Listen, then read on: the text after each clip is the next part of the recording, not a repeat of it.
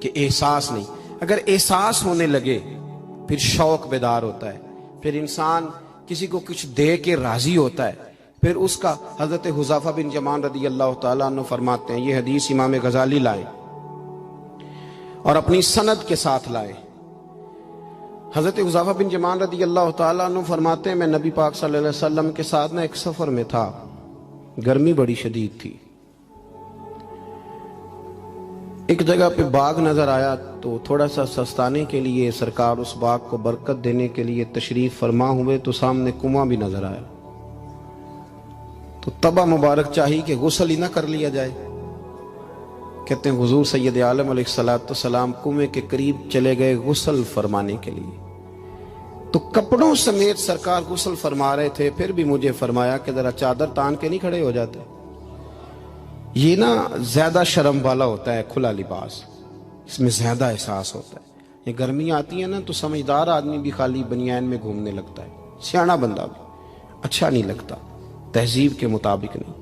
ہماری وزاداری جو ہوتی ہے وہ باہر نہیں, گھر کے اندر بھی ضروری ہوتی. بیٹیاں ہیں, بہنیں ہیں گھر کے اندر, بڑا اچھا رویہ انسان کا ہو تاکہ خوبصورتیاں اور خوشبوئیں بکھریں. کپڑوں سمیت غسل فرما رہے ہیں اور حضرت حذیفہ بن یمان کہتے ہیں میں چادر تان کے کھڑا ہو گیا. سرکار تھوڑے سے غسل کے بعد فرمانے لگے, حذیفہ گرمی بڑی تھی, نہانے میں بڑی لذت آ رہی ہے, تو میں تھوڑا اور نہ نہاؤں. تو میں نے کہا حضور میری تو نوکری قبول ہو رہی ہے, میرے لیے تو سعادتیں. کہتے ہیں سرکار نے تھوڑا غسل کیا, حضور بس کرنے لگے تو میں نے عرض کی, میں نے کہا یا رسول اللہ میری خواہش ہے کہ تھوڑا اور غسل فرمائیں. سرکار نے تھوڑا اور غسل کیا. میں نے کہا حضور اور کریں. کچھ دیر حضور غسل کرتے رہے. تکمیل غسل پر میں بڑا راضی تھا, کلیجہ بڑا ٹھنڈا تھا کہ آج میری خدمت قبول ہوئی, آج مجھے حصے میں یہ سعادت آئی. کہتے ہیں جب میں فارغ ہوا نا تو حضور فرمانے لگے چل اب تو بھی غسل کر, تو بھی غسل کر اب. تو میں غسل کرنے لگا تو فرمایا ادھر دیکھنا میری طرف. یہ ہمارے ہاں نا کچھ لوگ بن کے بیٹھ گئے اور انہوں نے سمجھا کہ شاید چونکہ میں لیڈر ہوں, شاید میں سربراہ ہوں اور باقیوں پر لاگو ہے کہ میری گاڑی کے پیچھے دوڑے اور میرے نعرے لگائیں. دیکھو جب انسان انسانوں کے اندر احساس پیدا کرنے کی طرف دیکھے گا تو سب سے پہلے میرے محبوب کی زندگی سے درس حاصل کرے گا. سرور کائنات صلی اللہ علیہ وسلم نے کہا غسل کرو. کہتے میں غسل کرنے لگا تو محبوب فرمانے لگے چادر مجھے دو, میں تان کے کھڑا ہوتا ہوں. کہتے میرے تو پیروں تلے زمین نکل گئی. میں نے کہا یا رسول اللہ صلی اللہ علیہ وسلم مہربانی فرمائیں آپ یہ نہ کریں. تو حضور نے فرمایا تو نے کیا نا تو میں کیوں نہ کروں. کہتے ہیں اب حضور نے حکم دیا تو میں نے چادر سرکار کو پیش کر دی. حضور تان کے کھڑے ہو گئے تو میں جلدی سے غسل کر کے فارغ ہو گیا. میں نے کہا حضور نہا لیا ہے. فرمایا حذیفہ مجھے گرمی لگ رہی تھی تو تمہیں بھی لگ رہی ہوگی نا, صحیح کر کے غسل کرو. کہتے ہیں میں غسل کر چکا, یارو ذرا اس کی لذت تو محسوس کر لو. کوئی حرج نہیں یار, اگر کوئی کام ہمیں کبھی اپنے ہاتھ سے کرنا پڑ جائے کوئی مسئلہ نہیں. اگر آسمانوں پہ چلو گے تو زمین والوں سے پیار نہیں بڑھے گا, اور اگر زمین والوں کے بیچ رہو گے پیار کرو گے تو محبتیں بڑھیں گی. حضرت حذیفہ بن یمان کہتے ہیں کہ میں پھر تھوڑی دیر غسل کے بعد عرض کی حضور کر لیا غسل. تو کہتے ہیں اب سرکار نے میری طرف غور سے دیکھ کر فرمایا حذیفہ دو حرفی بات ہے, جتنی دیر میں نے غسل کیا تم بھی اتنی دیر ہی کرو گے, اور کرو گے تو بات ختم ہوگی ورنہ یہ بات ختم نہیں ہوگی. حضرت حذیفہ بن یمان فرماتے میں نہا بھی رہا تھا اور مدینے والے رسول پہ درود و سلام بھی پیش کر رہا تھا. دیکھو اگر یہ شدت آئے نا, دیکھیں میں اکثر دوستوں سے کہا کرتا ہوں کہ میرے جیسے آدمی کو نا بن جاتی ہے عادت سٹیج پہ بیٹھنے کی. آپ یقین کریں بن گئی ہے, مثال نہیں دے رہا, صحیح کہہ رہا ہوں. اب کئی دفعہ ایسے ہوتا ہے کہ بہت ساری محافل میں نا چاہیے نا بندہ پیچھے بیٹھ جائے, لیکن وہ ایسی جو نجی جو اساتذہ کی ہیں, جو بزرگوں کی ہیں, جن میں بڑے بیٹھے, ان میں بھی کئی دفعہ شک ہونے لگتا ہے کہ آگے ہی جانا ہے, حالانکہ نہیں جانا. اور کئی ایسے چودھری صاحب, پیر صاحب, صوفی صاحب ہوتے ہیں جو گردن اٹھا اٹھا کے نقیب محفل کو دکھاتے ہیں کہ میں آ گیا ہوں, کر لے اعلان کسی طریقے سے. پھر آپ تنگ ہوتے ہیں. پھر دیکھیں نا اس محفل کا بھلا مہمان خصوصی میں تو نہیں, اس میں محفل کے تو مہمان خصوصی وہ ہیں جنہوں نے یہاں جھاڑو دیا ہے, جنہوں نے لوگوں کو دعوت دی ہے, اور جو بیٹھ کے دائیں بائیں دیکھ کے بڑے راضی ہو رہے ہیں دل ہی دل میں کہ دیکھا ہماری محفل کتنی کامیاب ہوئی. ذوق پیدا ہو رہا ہے، شوق پیدا ہو رہا ہے۔ ہم اگر احساس کرنے لگیں، تھوڑا سا بیچ رہنے لگیں لوگوں کے، حسن پیدا ہوگا، پیار بڑھے گا، بھائی کے ساتھ رشتہ مضبوط ہوگا، دوستوں کے ساتھ تعلق مضبوط ہوگا۔ یہ جو ملازم چھوڑ کے چلا جاتا ہے نا، اس کو 5,000 زیادہ ملتا تو نکل جاتا ہے، اس کی وجہ یہ تھی کہ آپ کا اس کے ساتھ رشتہ مضبوط نہیں تھا۔ اگر تعلق مضبوط ہو جائے، مولا علی شیر خدا، مولا کائنات حضرت مولا علی شیر خدا کرم اللہ تعالی وجہ الکریم کا خادم کہتا ہے، مجھے ایک دن فرمانے لگے، یعنی خادم کو، غلام کو فرمانے لگے، یار کپڑے تیرے بھی پرانے ہو گئے ہیں تو میرے بھی ہو گئے، چل خریداری کرنے نہ چلیں۔ کہتے مجھے لے گئے بازار اور 2 جوڑے حضرت علی نے خریدے، ایک خاصا مہنگا تھا، ایک سستا تھا۔ میں سمجھ گیا کہ مہنگا آقا کا ہے اور سستا غلام کا ہے۔ کہتے ہیں وہ تھیلے میں ڈالے، اٹھانے میں نے تھے، میں نے وہ اٹھائے اور میں چلنے لگا۔ کہتے ہیں جب وہ چوک آیا نا جہاں سے مولا کائنات شیر خدا کرم اللہ تعالی وجہ الکریم نے اپنے حجرہ نور میں جانا تھا اور میں نے اپنے گھر میں جانا تھا، تو حضرت مولا علی شیر خدا فرمانے لگے، لا بھی بیٹا میرے والا سوٹ مجھے دے دے۔ تو بالکل طے شدہ بات تھی، میں نے وہ مہنگا جوڑا نکالا اور حضرت علی کی طرف بڑھایا، تو حضرت علی فرمانے لگے، یہ تو نہیں میرا تو وہ دوسرا ہے۔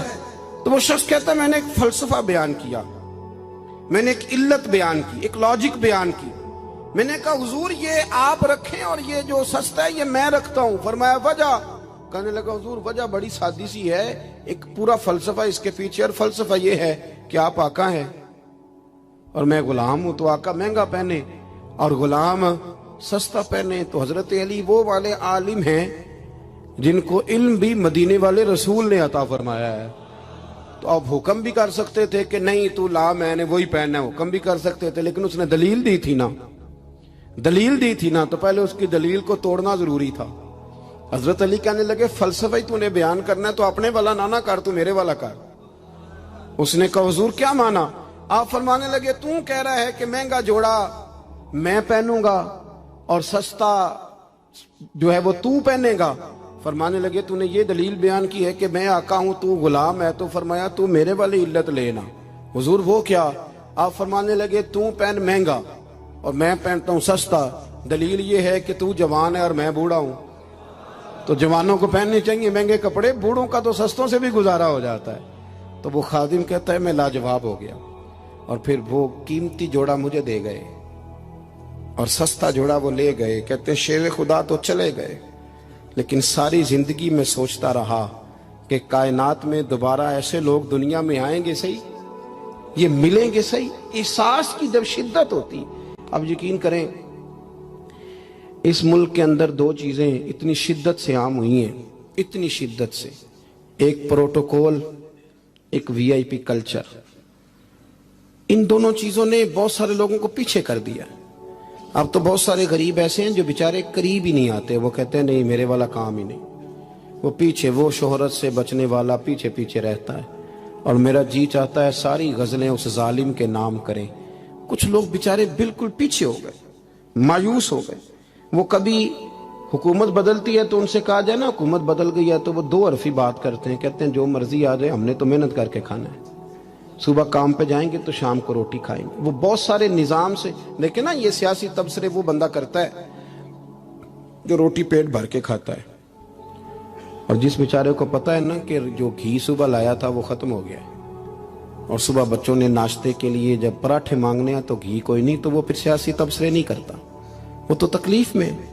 اللہ کے محبوب صلی اللہ علیہ وسلم نے نا احساس کی دولت تقسیم کی تھی۔ مسند امام احمد بن حنبل میں حدیث ہے، حضرت بلال حبشی رضی اللہ تعالیٰ عنہ فرماتے ہیں میں نے عصر کی نماز کی اقامت پڑھ دی تھی، ایک بدو آیا، ایک یہودی کا غلام، کہنے لگا یا رسول اللہ صلی اللہ علیہ وسلم میں بڑی مشکل میں ہوں، اگر آپ میرے ساتھ چلیں، میرا چھوٹا سا کام کر دیں تو میری وہ مشکل آسان ہو جائے گی۔ سیدنا بلال حبشی فرماتے ہیں نبی کریم نے نمازیوں سے فرمایا اقامت ہو چکی تھی، فرمایا تم بیٹھ جاؤ، میں ذرا اس بدو کا کام کر کے آتا، تم ذرا بیٹھو، میں صرف اشارے کرتا ہوں، آپ کو ملے گا کہ حضرت جابر ابن عبداللہ کا قرضہ اتارنا تھا تو سرکار کھیت تک گئے اور باقاعدہ سفارش کی ان کی، اب تو لوگ کہتے ہیں نا جب تک وہ خدمت کر رہا ہے تو تب تک وہ خدمت گزار ہے، کہیں الجھ جائے تو کہتے ہیں اس کا ذاتی مسئلہ ہے، اور میں ذاتی معاملات میں مداخلت نہیں کرتا۔ تو میاں جب آپ کے پاس تھا، آپ کا ورکر تھا، تب ذاتی مسئلہ کیوں نہیں تھا؟ اب وہ الجھ گیا ہے تو ذاتی مسئلہ ہے۔ ایک عورت رو رہی تھی تو سرکار سفارش کے لیے اس کے ساتھ نہیں چلے گئے تھے کہ میری مالکن مجھے مارے گی؟ آپ کتب حدیث کتب سیرت کو پڑھیں۔ یہی وجہ تھی کہ حضور کے غلاموں میں وہ درد آیا، بڑے زور شور سے آیا۔ امیر المومنین سیدنا فاروق اعظم رضی اللہ تعالیٰ، اس شخص کا آپ جاہ و جلال دیکھیں نا تو کسرا کا بادشاہ کہتا ہے عمر ملنا ہے، تو عمر فرماتے میرے پاس وقت نہیں، میں نہیں ملتا، مجھے کیا ضرورت ہے کسی کی، یہ جاہ و جلال ہے۔ اور انسانیت کی خدمت کا جذبہ کیا ہے؟ چہرے پہ نقاب اوڑھ کے رات کو گھوم رہے ہیں، سامنے ایک خیمہ نظر آ گیا، سیدنا فاروق اعظم قریب گئے تو ایک آدمی خیمے میں ہے اور بڑی پریشانی میں ہے، اندر سے نکلتا ہے پھر اندر جاتا ہے۔ فرمایا خیریت ہے؟ کہنے لگا بڑی دور سے آیا ہوں، امیر المومنین سے ملنا تھا، رات ہو گئی، یہیں میری بیوی کہ ہاں ولادت ہونی اور وقت قریب آ گیا، وہ تکلیف میں، تو یہیں خیمہ لگا کے میں نے بٹھا لیا ہے۔ تو غلام آپ کون ہیں؟ تو حضرت عمر کہنے لگے تو مجھے چھوڑ میں ابھی آیا۔ گھر گئے حضرت عمر، توجہ ہے میری بات پر؟ بس سمیٹنے لگا ہوں۔ گھر گئے اور خاتون اول سے کہا، ملکہ سے کہا، اپنی اہلیہ سے فرمایا، فرمانے لگے کوئی نیکی کمانے کا ارادہ ہے؟ وہ کہنے لگی بڑا ارادہ ہے۔ تو کہنے لگے پھر بچے کی ولادت کے لیے جن چیزوں کی حاجت ہوتی ہے وہ ساتھ لے لو۔ میں آپ کو اس شخص کی بات بتا رہا ہوں جو 24 لاکھ مربع میل کا حکمران ہے، جس کے نعرے سے لوگ کانپ جاتے ہیں، لیکن وہ اصول اپنی جگہ پہ اور انسانوں کا پیار اپنی جگہ پہ۔ حضرت عمر نے اپنی اہلیہ کو ساتھ لیا، انہوں نے کہا کچھ چنے لے لیں، کچھ جو ہے وہ گھی لے لیں، کچھ سرکہ لے لیں، اور آپ یہ ساری چیزیں ڈال کے تو پکائیں۔ حضرت فاروق اعظم رضی اللہ تعالیٰ عنہ نے چولہا جلایا۔ وہ شخص کہتا ہے جب عمر پھونکے مارتے تھے نا آگ میں تو میں ان کی داڑھی سے دھواں نکلتے دیکھتا تھا۔ حضرت عمر نے چولہا جلایا، اوپر کھانا رکھا، وہ جو کہا تھا وہ آپ کی اہلیہ اندر چلی گئی خاتون کے پاس۔ وہ شخص کہتا ہے میں نے 2-3 دفعہ حضرت عمر کو کام بتایا تو میں نے سمجھا کوئی غلام ہے، امیر المومنین نے ڈیوٹی لگائی ہے کہ رات کو مسافروں کا خیال رکھنا، تو میں انہیں کہتا غلام ادھر آ پانی لے کے آ، تو عمر دوڑے آتے، وہ ڈیوٹی کرتے رہے۔ جب بچے کی ولادت ہو گئی تو اندر سے جناب عمر کی اہلیہ بولی، کہنے لگی امیر المومنین مبارک ہو، اللہ نے آپ کے دوست کو بیٹا دیا ہے۔ وہ شخص کہتا ہے میرے ہاتھ میں پیالہ تھا، دھڑام سے گرا، میں نے تو عمر کا جلال سنا ہوا، میں نے کہا آپ امیر المومنین ہیں، آپ عمر ہیں، آپ کیا خیال ہے آپ کا؟ لوگ باتوں سے بڑے ہوتے ہیں، کردار انسان کو بڑا کرتا ہے، کردار اسے زندہ رکھتا ہے، کردار اسے جینے کا ڈھب اور حوصلہ دیتا ہے۔ حضرت فاروق اعظم سے کہنے لگے آپ عمر ہیں؟ جناب فاروق اعظم کہنے لگے ہاں میں عمر ہوں، تمہیں ضرورت کی ساری چیزیں میں نے دے دی ہیں، باقی صبح آنا اور جس کام تم آئے ہو وہ بھی کیا جائے گا۔ اس نے پیر پکڑ لیے، امیر المومنین مجھ سے غلطی ہو گئی۔ فرمایا اٹھ میرے سینے سے لگ، تجھ سے غلطی نہیں ہوئی، تیری وجہ سے اللہ نے مجھے نیکی کمانے کی توفیق عطا کر دی ہے۔ اپنی زندگی میں 3-4 چیزوں کا خاص خیال کریں، عقائد مضبوط رکھیں۔ ہمارے اندر کو آ جاتی ہیں نا کمزوریاں، انسان ہیں، ان کو دور کرنے کے لیے احساس پیدا کریں۔ تیسری بات یہ کہ ایک دوسرے کا، لیکن نا اگر میرا نالائق بچہ نہیں پڑھتا تو سارے پیسے اس پر خرچ کرنے کی کیا ضرورت ہے؟ میری بہن کا بچہ جو لائق ہے تو اس پر کیوں نہ پیسے خرچ کر دیے جائیں، ایک لائق آدمی تیار کر لیا جائے۔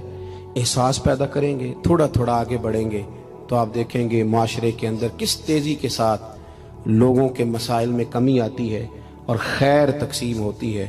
میں دعا کرتا ہوں جو میں نے کہا میرا مالک اسے قبول فرمائے۔ گفتگو کے دوران عمدن سہون جہاں بھول گئے اللہ ہم سے درگزر فرمائے۔ مسلسل سفر کرتے رہتے ہیں تو پھر یہ ہے کہ سفر ہی چلتا رہتا ہے۔ صبح 11 بجے کے نکلے ہوئے، اللہ تعالیٰ آپ کو جزائے خیر دے۔ جب آپ ملنے کے لیے آتے ہیں تو کئی دفعہ وہ اتنی شدت ہو جاتی ہے کہ بعض لوگوں کو تکلیف پہنچتی ہے۔ اسی پر انشاءاللہ اجازت لیں گے، اللہ نے موقع دیا، پھر ملاقات ہوگی۔ آخر دعوانا ان الحمدللہ رب العالمین۔ اللہم صلی علی سیدنا مولانا محمد معدن الجود والکرم وآلہ وبارک وسلم۔ ربنا آتنا فی الدنیا حسنۃ وفی الآخرۃ حسنۃ وقنا عذاب النار۔ مالک جن دوستوں نے اتنا خوبصورت اہتمام کیا ان کی کوشش کو قبول فرما، ہم جتنے یہاں حاضر ہوئے ہیں ہماری حاضری کو مستجاب فرما۔ اے مالک کریم امت مسلمہ کے حق میں رحمت والے فیصلے فرما۔ اللہ برما کے مجبوروں کی مدد فرما، کشمیر اور فلسطین کے مظلوموں کی مدد فرما۔ مالک کریم پاکستان کو نظام مصطفیٰ صلی اللہ علیہ وسلم کا بنا۔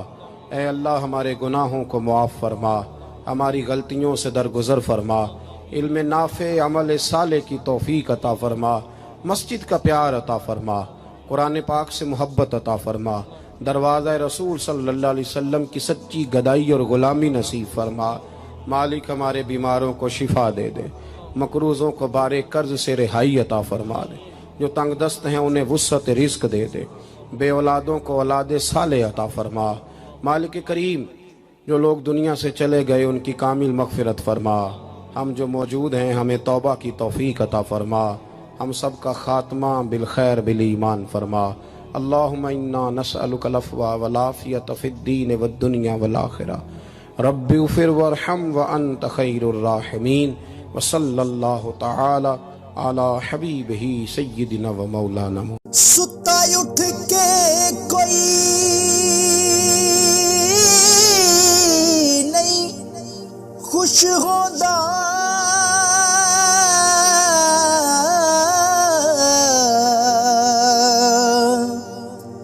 بڑے ستے جگا کے میں ویکھیا